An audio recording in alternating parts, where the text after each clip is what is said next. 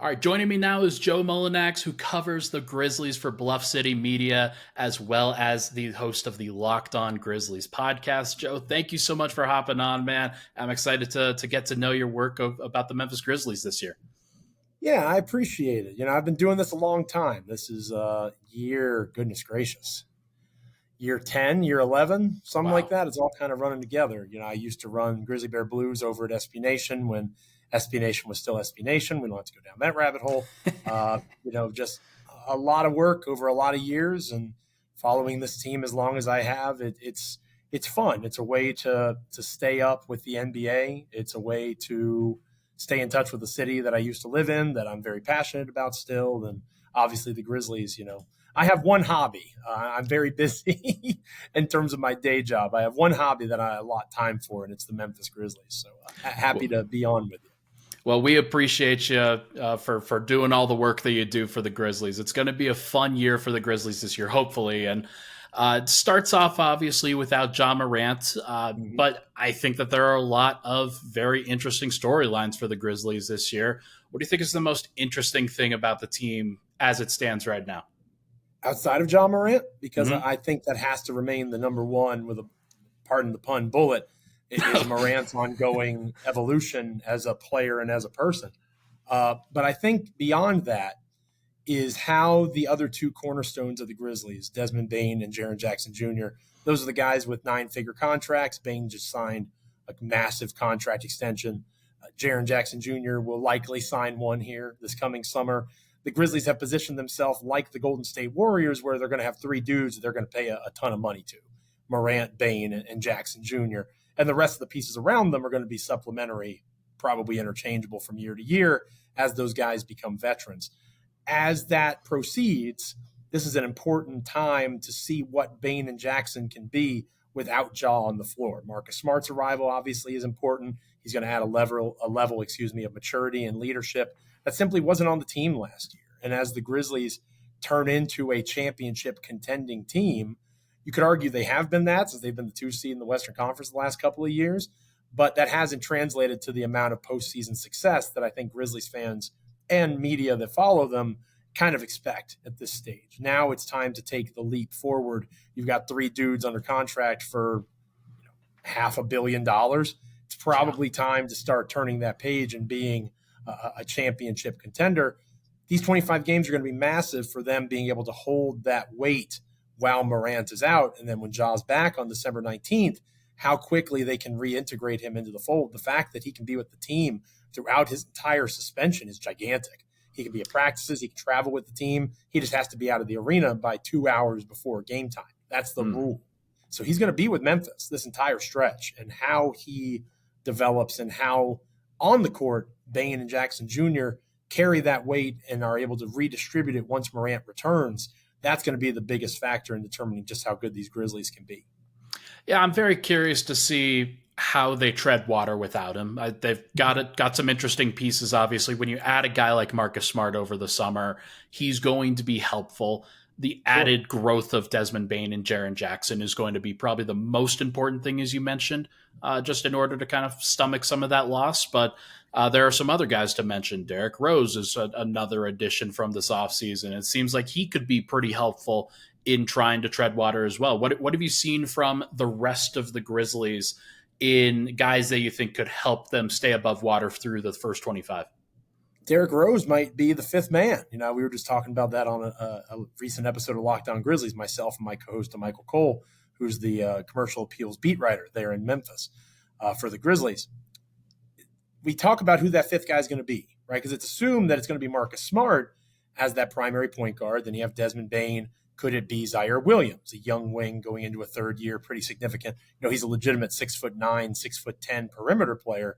Theoretically, he would be the best fit. But maybe it's John Conchar, who has a very malleable game. He accentuates the positives of most of the guys around him. Perhaps it could be Luke Kennard, the sharpshooting three-point marksman that, next to Desmond Bane, gave the Los Angeles Lakers fits in the playoffs. We went from in a world where Luke Kennard wasn't able to play for the Los Angeles Clippers, and then fast forward 3 months, and he was arguably the most important Memphis Grizzlies player going into a game 6 where he was injured. And Grizzlies fans were like, oh, man, Luke Kennard's out. We're going to lose. Well, the Clippers were like, hooray, Luke Kennard's out. We're going to win, right? Like, it's crazy how things changed over that span of time. I think that Derrick Rose is somebody that maybe I know I'm guilty because of how New York went last year for him and thinking he was washed. Maybe he's not washed. And I think if you look at Marcus Smart and you see the success that he has had with the Celtics in the past as a secondary playmaker, as a combo guard, as a point to the as a not the lead point guard, maybe it's Derrick Rose who's that starter, and then you have him and Smart and Bane kind of share that workload of the backup point guard. Maybe you don't have one in a traditional sense. That's going to be a major question to answer. Who fills that slot left behind by Ja Morant these first 25 games? Maybe it's Rose, and maybe that's a way that you maximize the best of Smart. Rose looked pretty good in preseason game 1. Granted, it was just one game and it was just 14 minutes of play, but he played in the first half. He was able to get to his spots with ease. His floater was falling. He's a defensive liability, which is a concern. But at the same time, if he allows for Smart and Bane to be able to be their best versions of themselves, maybe it's D-Rose that should be that guy for the 25 games that Morant is out. So that's the question. Is it Rose? Is it Kennard? Is it Williams? Is it Conchar? One of the reasons the Grizzlies should be picked to be at the top of the Western Conference, at least in the top 4 or 5 teams, is the fact that they're so deep. Like, they just have so many dudes that are good at playing basketball, and they've been together now for a while. So the camaraderie and the chemistry is already there. There's a reason to believe. There's absolutely a reason to believe. And given that this team over the course of these last couple of years has generally been pretty good at treading water without Ja Morant, there's a reason to believe that they could do it again, especially when you add guys like Smart and Rose and Kennard at the deadline last year. So that should be interesting to track. I don't really have a ton of questions about the Grizzlies starting lineup, especially. You get Ja Morant back, Marcus Smart, Desmond Bane. Those guys are going to be fantastic. Jaren Jackson, Steven Adams, those guys are fantastic. I do have some questions about the wings and the forwards, and especially kind of that 6'7", 6'8" position that I think has eluded the Grizzlies over the course of the last couple of seasons. Grizzlies have been in general a smaller team on the perimeter and have targeted guys like OG Anunoby and Mikal Bridges in the past. But now you have David Roddy, Jake LaRavia, John Conchar, guys of that nature. Who on this team, and Zaire Williams as well, who you mentioned, who on this team are you looking to step up and kind of fill that void? Because that's probably the one weakness I can identify. Zaire Williams. He's the one, again, 6'9", true perimeter player. You watch Zaire Williams play, you don't look at him and say, oh, that guy can be a stretch forward, right? He can be a combo forward. No, he's a legitimate wing at 6'9", who would be more likely to play shooting guard than he would be to play power forward. I think that he has to be that guy. Now, you mentioned other names. Jake LaRavia has a frame and a sweet shooting stroke that should translate well. David Roddy is extremely versatile. He's a guy who could play the 3, play the 4. In college, he played the 5 at Colorado State. So he can do a lot of things in terms of his frame. We mentioned John Conchar earlier. I'd rather it not be Conchar because I think he has a pretty distinct ceiling. He's already at his floor. He has a malleable game that fits well with other players, but what is the increase in value in terms of making the other dudes around him better, as opposed to just his game being so fittable, malleable? Again, I don't want to keep using that word, but when I see John Conchar, that's just what I think, is malleability. It should be Zaire Williams because he has the highest ceiling in terms of physical ability, former 10th overall pick. And, whether it would be Franz Wagner or, Josh Giddey, there's rumors from that draft of who the Grizzlies really wanted to get, and then those guys were off the board, and Zaire Williams fell into their lap, and he was the next guy up. Trey Murphy III has had a better NBA career so far, and that's the guy that the Pelicans took at 17 overall. Imagine if that dude was on this Grizzlies team. He'd be perfect. Yeah. Like, he literally would be the perfect fit. And Zaire Williams has physical ability, has talent. He's really strong in the mid-range. But that's not really something that Memphis focuses on offensively. They focus on the threes and getting to the basket at a high clip, especially getting into the paint. That's where the Grizzlies really prioritize themselves. So they're not really a mid-range team, and Zaire is kind of a square peg trying to fit into that round hole in terms of what he can do now. So in terms of physical ability, it's Zaire Williams. But will that translate to what Memphis wants to do? That's an interesting question. They're revamping their offense. They were 25th, I think, in half-court offense last year. That's not sustainable for any team that wants to be a championship contender. So they bring in Coach St. Andrews, I believe is his name, coming from Milwaukee. Obviously, the connection there with Coach Jenkins going back a few years to their Bucks days. So I think that we'll see some offensive adjustments. And one of my hopes is whether it's just through player development or whether it's through no longer wanting to beat their heads against a wall, Zaire could be a DeMar DeRozan-esque, not in terms of quality. I'm not saying he's dropping 30 on people every night. I'm talking about that type of player who can get to his spot in the mid-range and hit that shot at a decent clip if he's allowed to. If they're going to keep trying to make him a three-point shooter, I don't know at this stage of his development if that's going to be a good fit for him or the Grizzlies moving forward. Going to be interesting to see. That'll be a situation to monitor for the upcoming season for sure. As for the rest of this core, Ja Morant, Jaren Jackson, Desmond Bane, those guys that you mentioned, hey, the $500 million club where you add those salaries together, and that's a large sum of money.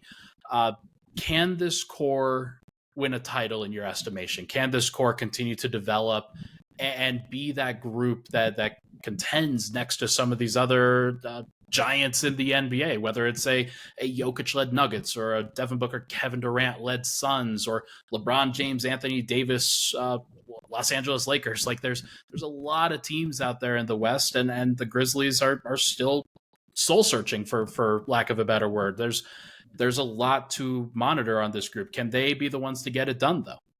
The Grizzlies are still the three core Grizzlies that you just mentioned. All three of them are 25 years old or younger, right? So I think we get, and I'm very guilty of it too, we get into the habit of trying to rush that process. And that's something that's really difficult to rush. The Grizzlies are not located in Los Angeles. They're not able to recruit the greatest player potentially of all time in LeBron James because Hollywood is there and the weather's nice. Like they don't have that capacity. So they have to build their team from the inside out. And they've got their three dudes. They've got those guys. How they position pieces that are elite role players around them, that's the final stage for them to get to that Western Conference Finals level. And once you're there, you're one of the final four teams in the NBA. You roll the ball out and you see what happens, right? I think that they are close to that. I think that Marcus Smart and Steven Adams very much could be a starting two next to those three. That helps them get to that place because, again, we're talking about elite role players.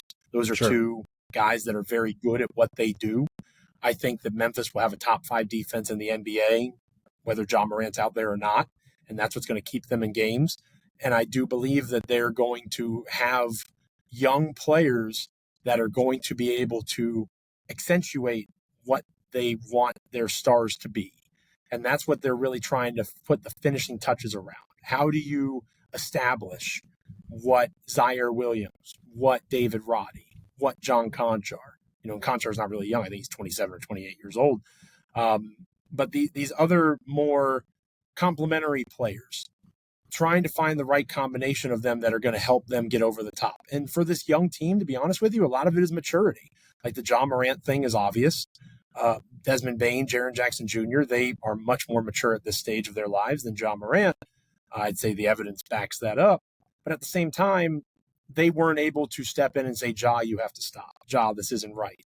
For whatever reason, whether you want to say it's an organizational failure, the roster around him, Ja has gotten to this place in large part because of Ja, right? He has to take responsibility for that. But you need someone like a Marcus Smart who shows you the way. I think that they kind of quadrupled down on youth last year, and that wasn't necessary. I think they're kind of correcting their course now, and they've got Derrick Rose. They've got Marcus Smart. They've got guys that can kind of help reinforce that young talent so that they can be the ones who help define what being a professional is, and your ability-riddled top three can just kind of be themselves and really prioritize being better as basketball players. And that is going to have huge value. I think that one of the biggest things the Grizzlies are missing us outside of half-court offensive sets is that leadership component. And I think it's arrived now, especially in the form of Marcus Smart. And you had that trade go down, and Boston Celtics fans who, in terms of assets, pretty clearly won that trade. They got a couple of first-round picks plus the best player in the deal, and Kristaps Porzingis when he's healthy. And all I saw on social media was them waxing nostalgic about Marcus Smart. That tells you about the value of somebody in a locker room, right? That may not show up in a box score. That might not be something that gets him to the All-Star game or All-NBA status. But the Grizzlies don't need that guy. Like Mikal Bridges or OG Anunoby would have been great, but they don't need that. They have their three dudes. They need someone who can help them kind of find the way through the adversity that they haven't been able to work through yet. And I think Smart was the best option available in that way. I remember when the Nuggets added Paul Millsap in the offseason of 2017. Yeah, good example. That was a great example of a team in need of a veteran leader to show them the way and to show them how to win. And it may not have been the most important box score addition, but it helped the team grow and it helped the team learn how to do it. And maybe that's exactly what this team needs. And if that's the case, then he'd go down as a Grizzlies legend. That would be extremely cool. So I'm rooting for it for sure. As for a season win prediction, I have this team winning less games than it did last year, which I think is only natural, given that Ja Morant's going to miss 25 games. I have them winning 48 compared to the 51 that they won last year, despite the fact that this team generally does pretty well without their leading guy. What could we expect from a win prediction from you? I think around there is fair. I do believe I'm on the record as saying this. I think they'll struggle without Morant. I know they've been good in the past, but that's because Tyus Jones was there. And I think if you play fantasy basketball, you should take Tyus Jones late in your draft and you'll look brilliant because Tyus will be playing really well. And where did Tyus Jones come from? Well, just watch the Memphis Grizzlies. And when he was a starting point guard for the Memphis Grizzlies, he was really good. He was not that good as a reserve. And I think that is the thing that people miss out on. I call Tyus Jones the best substitute teacher in the NBA. He was really good as a starter, and he struggled as a true backup to Ja this past season. Now he's the starter. I mentioned earlier in the show Marcus Smart being that true point guard. That makes me nervous. I know he did it the last couple of years, but it wasn't really until last year watching the Celtics play where they really put him in that space of, okay, you're initiating the offense more often than not. And obviously they had Brown and Tatum. They had the ball in their hands a ton, but it was Smart who was seen as that primary facilitator, and that's not his strength. That's not what he's best at. So that makes me nervous. Not necessarily a drop-off from Tyus to Marcus overall, but in terms of role. I think if Marcus is that secondary facilitator, he's better than Tyus Jones. If he's supposed to be Tyus Jones, Tyus is better at what Tyus did for Memphis. So I'm worried that they're going to start slow because they might try to force Marcus to be something that he's not. But I do think once Morant returns, the Morant, Smart, Bane, Jackson Jr., Adams, I don't know how you stop that consistently on either end of the floor. You add in Luke Kennard as a key reserve, Santi Aldama, who we haven't really had a chance to talk about. It had a great FIBA run with Spain. I think he's a 3-level scorer that's going to create a lot of issues for reserve bigs in the NBA. I'm excited for this team. I think 48 to 50 wins, even with those early season struggles. I think the Grizzlies are going to be the best team record-wise in the NBA from December 19th on when Morant returns. And I really do feel that this is a team, if they're the 3rd, 4th seed in the Western Conference, maybe they're a little bit lower than they've been the last couple of years. The moves that they've made and the things that they've done have very little to do with regular season success. They've had that. Now it's about April and May, and they want to get to those games in the best position to compete as they can. And I think that they are better prepared now, and they certainly will be, assuming health, in April, to be able to be the team that should be in the Western Conference Finals mix than they were last year because of the additions they've made and because of another year of growth and because of how, again, finding those elite role players. Adams and Smart are 2 elite role players next to your 3 stars. How does that progress beyond that? As Denver Nuggets fans know, that's what makes you a champion. And that's the last kind of question that the Grizzlies are going to have to answer. Well, we will see if they can answer it this year. Joe, thank you so much for helping me out this year. I'm really excited to read and listen to your Grizzlies coverage. Everybody, you can find his work at Bluff City Media and on Locked On Grizzlies podcast. Make sure to follow him. And Joe, good luck this year, man. It's going to be a lot of fun. Thanks. Same to you, and thanks for having me. This is a cool little venture, and I've always respected your work, and I appreciate you asking me, and we're going to have a lot of fun. Looking forward to it. Thanks, Joe.